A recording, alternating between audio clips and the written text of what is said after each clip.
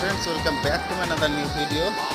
আর এটা দেখতে পাচ্ছ, এটা হচ্ছে লোকাল ট্রেন, বনগাঁ লোকাল। আর এখান থেকে নামছি। আর আজকে আমি এখন আছি শিয়ালদা স্টেশনে।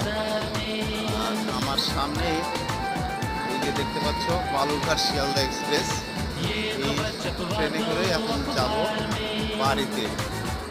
আর আমাদের যে বালুরঘাট শিয়ালদা এক্সপ্রেস, সেটার ভিতরে একটু দেখাচ্ছি তোমাদের।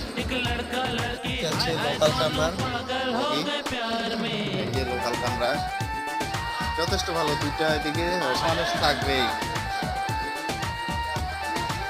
ঠিক আছে।